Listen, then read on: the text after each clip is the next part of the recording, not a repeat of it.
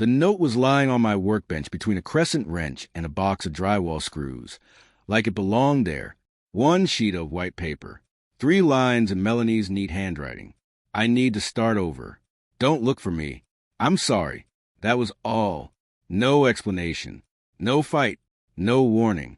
Just a note in my own garage at 6:30 on a damp April morning, while the coffee in the kitchen was still too hot to drink. For a full minute, I only stood there staring at it. The garage door was open to the gray Kentucky dawn, and the smell of wet grass drifted in from the side yard. My truck keys were in my hand. I was supposed to drive out to the Nicholasville Road facility to meet a paving crew. Instead, I read those 3 lines again and felt something cold move through my chest. Until that morning, I would have told anyone my life was settled.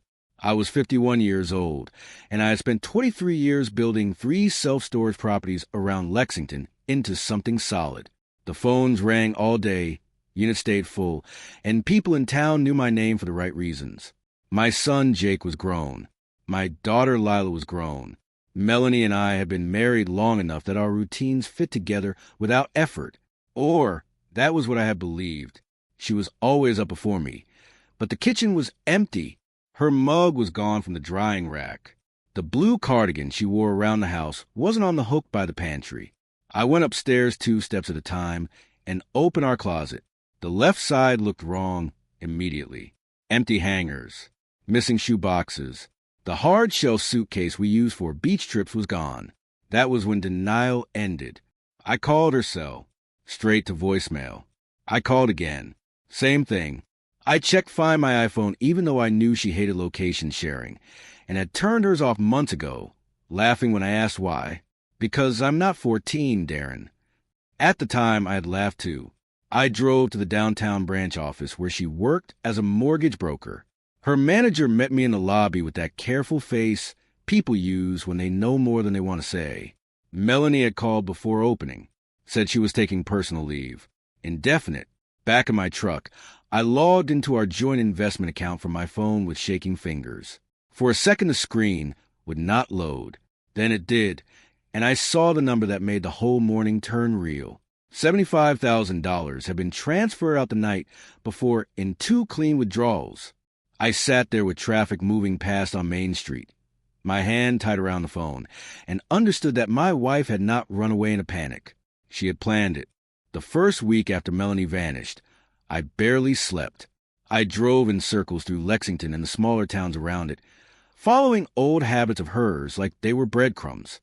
Georgetown, Paris, Richmond, even down into Danville, where she used to meet clients when rates were low and people still believed they could stretch a mortgage farther than common sense allowed. I stopped at coffee shops she liked, subdivisions where she had once shown houses, gas stations along roads she used to complain about driving alone. Every place gave me the same answer. No one had seen her, or if they had, they looked at me too carefully before saying it. I called her friends. The close ones first, then the women she only lunched with twice a year, but kept in her phone for appearances. Every conversation sounded rehearsed. Too soft, too cautious. I'm sure she just needs space, Darren. Maybe let her breathe a little. This might be hard for her, too. That last one stayed with me. Hard for her. As if I was the inconvenience in the story. At the office, I kept moving because the business needed me to move. Gates jammed. Tenants lost keys. A man at the Tate's Creek property backed a rented trailer into a security post and bent a half sideways. I handled all of it with the same voice I always used.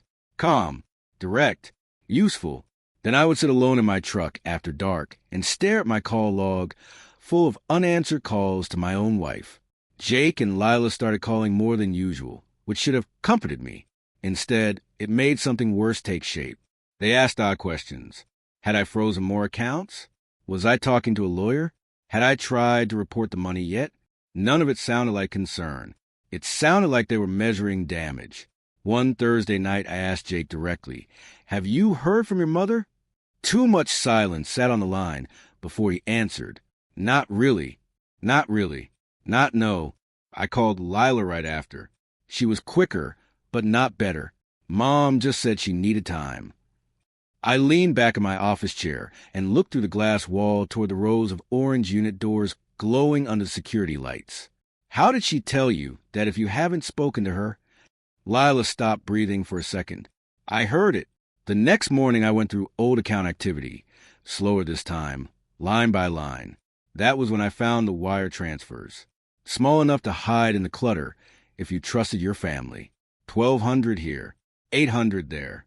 Sent over the last 4 months from Jake and Lila to an account I did not recognize. I printed every page and laid them across my desk in neat rows. My children had not just heard from their mother. They had been helping her leave. I stopped asking questions after that. Not because I didn't want answers, but because I understood something simple. Answers were already there. They were just being filtered before they reached me. So I changed approach. I kept the business running. Opened gates at 7. Walked units. Checked locks. Signed contracts. Fixed what broke. Said what needed to be said. No one looking at me would have guessed anything had changed. But when I got home, the house felt wrong in a way I couldn't ignore. Too quiet. Too arranged. Like a play staged for someone else's life. So I started working. The back fence had leaned for years. I tore it down and set new posts myself. The deck board was soft near the steps. I replaced them one by one. I pulled the old fishing boat out from behind the shed, the one I hadn't touched in almost a decade.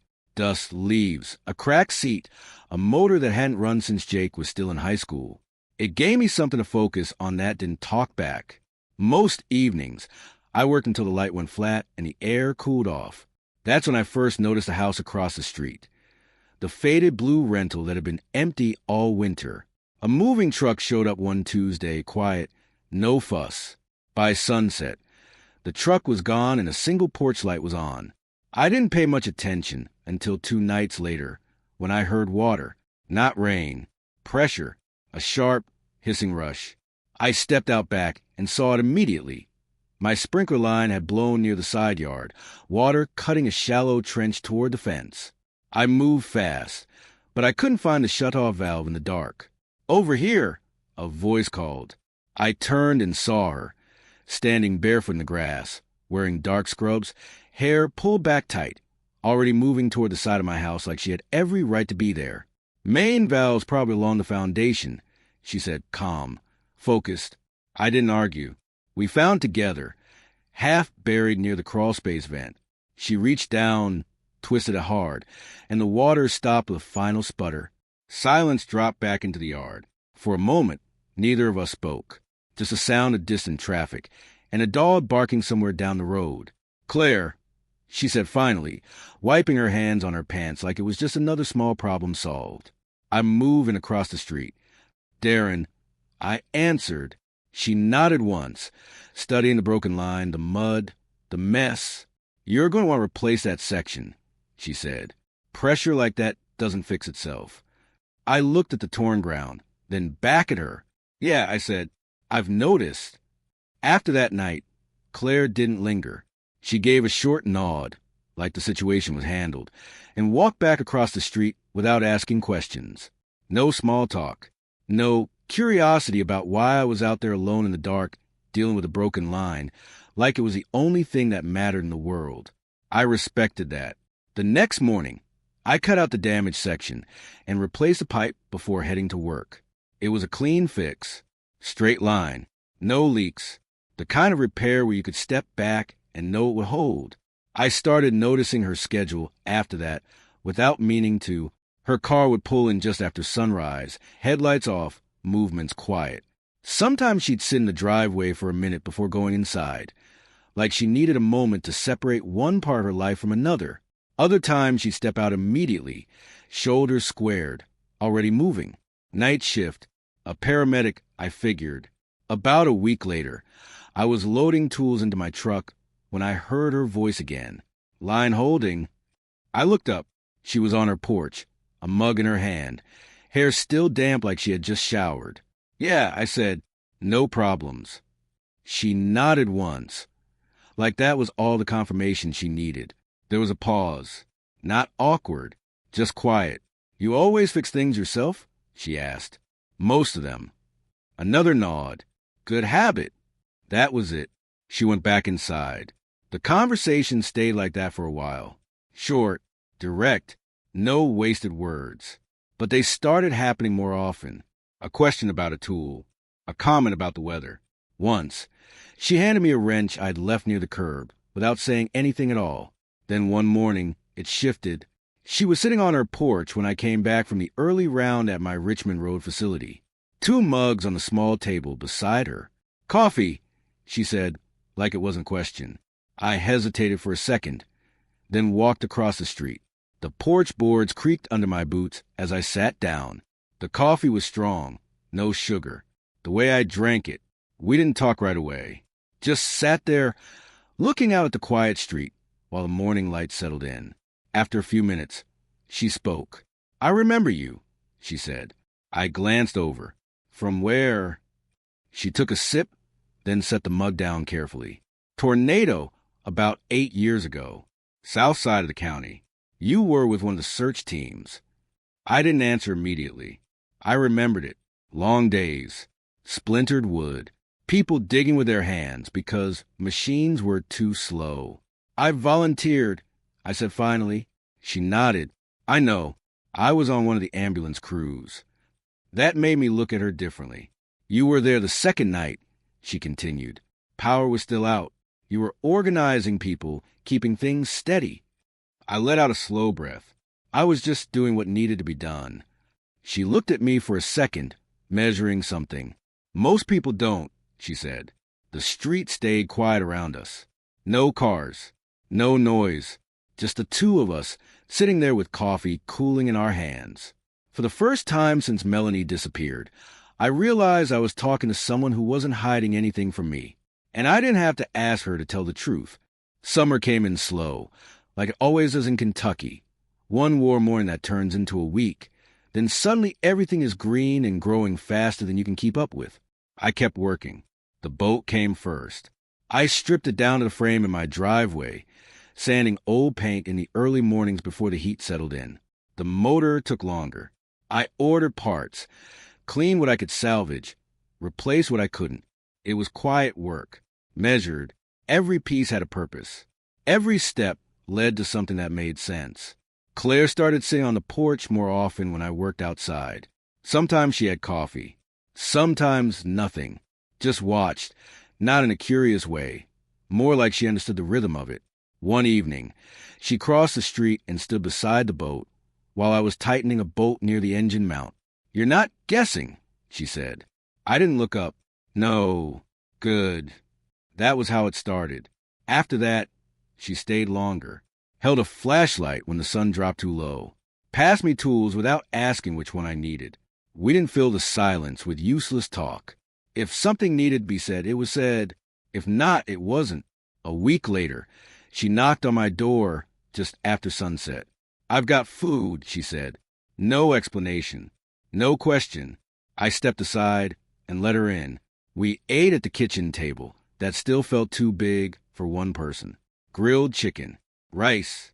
Something with lemon I couldn't name. She didn't comment on the house. Didn't look around like she was trying to place herself in it. Halfway through the meal, she said, "You don't talk about her." I set my fork down. No, most people would. I leaned back slightly in the chair, thinking about the right answer.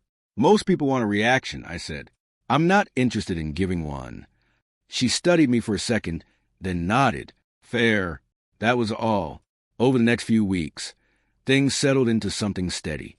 We fixed the dock out at the small lake property I owned. Warp boards, loose supports. She moved like she did on calls. Efficient. No wasted motion. I noticed the way she checked things twice without making a point of it. We started cooking more. Not together at first. Just alternating.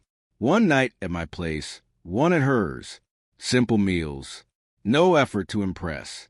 One night, sitting on her porch after she got back from a shift, she said, "You ever think you stayed too long?" The question hung in the air. I didn't answer right away. I watched the street, the same stretch of pavement I had stared at for months, but it didn't feel the same anymore. I thought loyalty meant staying. I said finally, "And now?" I took a slow breath. Now I think it meant being useful to someone who got used to it. Claire didn't react immediately. No sympathy. No correction.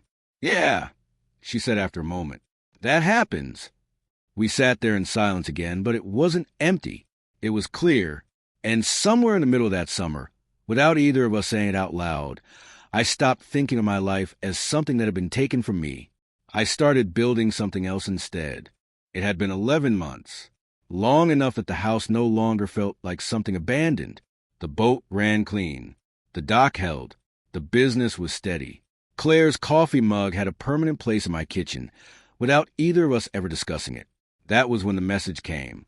Unknown number. No name. Just a single notification while I was reviewing contracts in my office. I've seen enough of the world. I'm ready to come home. I stared at the screen for a long time before I locked the phone and set it face down on the desk. No surprise. No anger. Just confirmation of something I had already started to expect.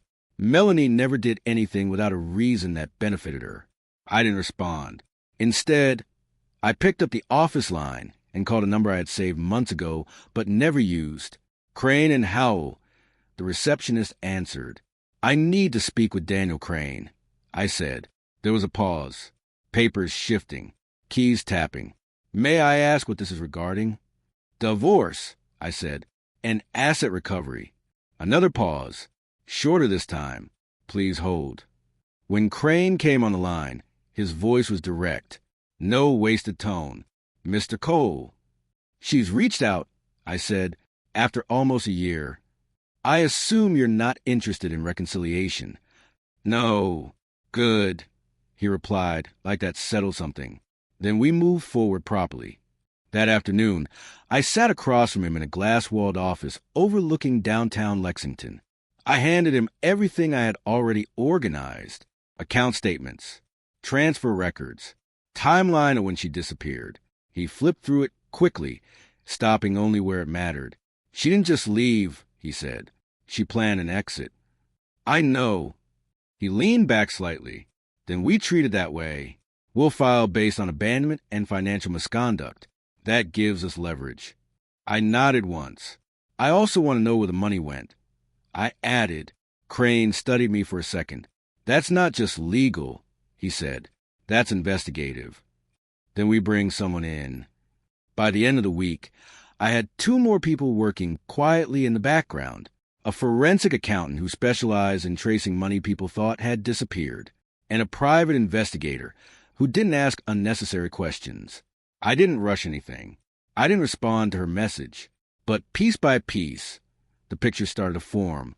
Withdrawals from the original account had been split across multiple transfers, routed, moved again, then concentrated. Locations started appearing. Not Lexington. Not anywhere close. Biloxi, Mississippi came up more than once. So did name attached to a series of shared expenses, hotel stays, restaurant charges, even a lease on a furnished condo. The name wasn't hers. It belonged to a casino manager. I sat in my truck outside the Tate's Creek facility the night the full report came in, engine off, documents spread across the passenger seat on the glow of the overhead light. She hadn't just started over. She had been living with someone else, spending what she took, building something temporary on top of what she destroyed. I closed the folder carefully. Then I finally picked up my phone again, not to answer her, but to move everything forward. She chose a Saturday. Of course she did. Melanie always preferred moments that looked calm from the outside, easier to control, easier to shape. I was already awake when the knock came, just after 6. The kind of early light that flattens everything into pale gray. Claire was in the kitchen, barefoot, one hand resting against the counter, the other wrapped around a mug. She didn't ask who it was. She just looked at me. I've got it, I said, but she was already moving. By the time I reached the hallway, she had opened the door. Melanie stood on the porch like nothing had changed. Hair done, light makeup, neutral color coat, like she was heading into a meeting instead of showing up unannounced after disappearing for nearly a year. For a second, it almost worked. The image, the familiarity. Then she saw Claire, and everything shifted. Melanie's eyes moved once. Quick, sharp. taking in details the way she always did. The mug, the bare feet, the way Claire stood in the doorway like she belonged there. Then her gaze dropped. Claire's hand had settled unconsciously over her stomach. Small, early, but visible. Melanie froze. Not dramatic, not loud, just still. "Where's Darren?" she asked finally, her voice controlled but thinner than it used to be. "I'm here," I said, stepping forward. She looked at me like she expected something. Relief, maybe, or hesitation. Something she could use. She got neither. "I texted you," she said. "I saw it." A pause. "I think we should talk." I nodded once. "We can." Her shoulders eased slightly, like she thought the door had opened. Then she stepped forward. Claire didn't move. Not aggressive. Not defensive. Just present. That was enough. Melanie stopped again, recalculating. That was when her eyes shifted past us, into the house, and landed on the guitar. Jake's old acoustic sat on a stand near the hallway wall, exactly where he had left it 2 weeks earlier after staying the night. He hadn't taken it back to his apartment yet. Melanie's expression changed for the second time, more subtle, but deeper. "You've been seeing Jake," she said quietly. "Yes." That word hit harder than anything else, because she understood what it meant. Not just contact, not just a conversation. He had chosen a side, and it wasn't hers. For the first time since she arrived, Melanie lost control of the moment, just slightly, just enough. She looked between the three of us. The house, Claire, the life she had walked back into expecting to resume, and realized she wasn't stepping back into anything. She was standing outside of it. Jake didn't call first. He showed up, same driveway, same morning light, just higher now, gravel crunching harder than necessary as he pulled in, like the sound itself was part of the message. He stepped out fast, his fiancée right behind him, already tense before a word was spoken. He didn't even look at Claire. His focus locked on me. "What the hell is going on?" he said. No greeting. No pause. I stepped out onto the porch, closing the door behind me halfway, not to shut anyone out, just to keep the lines clear. "What do you think is going on?" I asked. He laughed once, sharp. "Mom calls me this morning, saying you won't even let her in? That you've replaced her like she never existed?" His words came fast, but there was something under them, not just anger. Repetition, things he had been told. "She left," I said. "You know that." "She needed space." He snapped back. "You froze her out, locked everything down, and now you're acting like she's a villain?" I watched him carefully. "You wired her money," I said. That stopped him, just for a second. Then he pushed through it. "Yeah, because she needed help, because she didn't feel safe coming to you." Safe. I let that word sit between us. "Do you know where she's been?" I asked. He hesitated. That was enough. She wasn't starting over. I continued, my voice steady. She was living in Biloxi with a man who manages a casino. Jake's expression cracked, not fully, but enough to show the first real doubt. "That's not," he started. "I have records," I said, cutting him off without raising my voice. "Lease agreements. Transactions. Names." Silence dropped hard. His fiancée shifted beside him, looking at him now instead of me. Jake swallowed once. She said, "I know what she said." I stepped down one stair, closing the distance slightly. "She told you she was alone, that she was trying to rebuild, that I shut her out." He didn't answer. None of that was true. His jaw tightened. "She lied to you," I said, the same way she lied to me. For a moment, he looked like he might argue again. Then he didn't, because part of him already knew. He just hadn't wanted to say it out loud. Later that evening, after the house had gone quiet again, Lila came by. Alone. She didn't knock right away. Just stood on the porch until I opened the door. "I can't stay long," she said. I stepped aside. She didn't sit, didn't take her jacket off. Just stood in the middle of the room like she didn't belong in it anymore. "I didn't know everything," she said quickly. "Not at first." I nodded. "I know." Her eyes moved toward the kitchen, then away again. "She used to call me," Lila continued, "after she left. Late at night, she'd talk." About what? Lila hesitated. Then she said it. She said you were safe. I waited. And useful. The words landed flat. Heavy. Final. She said she needed more than that. Lila added quietly. I didn't react. Not outwardly. But something in me settled into place in a way it hadn't before. Not anger. Not even disappointment. Just clarity. Lila looked at me carefully, like she expected something. Some kind of break. Some shift. There wasn't one. I'm sorry, she said. I shook my head once. Now you know. I replied. And for the first time since all of it started, the truth didn't feel like something I was chasing. It felt like something that had finally caught up. The hearing was set for early October. Cool morning. Clear sky. The kind of day that looks calm enough to make people believe things will go smoothly. They don't. I arrived 10 minutes early. Sat in the courtroom, without checking my phone, without looking around. Crane was beside me, flipping through a thin folder like he had already memorized every page. She'll try to minimize, he said quietly. Shorten the timeline. Make it sound like a mistake. It wasn't, I replied. I know. We just need to make sure the court knows. Melanie walked in a few minutes later. Same controlled appearance. Same careful expression. But there was something missing now. Precision. The edges weren't as clean. The confidence didn't sit the same way on her shoulders. She didn't look at me. That told me more than anything else. When the hearing started, Crane didn't rush. He built it piece by piece. Timeline first. Dates. Transfers. The exact moment she moved $75,000 out of our account. Then the months before that, smaller movements. Quiet planning. Melanie's attorney tried to interrupt. Objection. Context. Overruled. Crane continued like nothing had happened. Then came the location records. Biloxi. Lease documents. Shared expenses.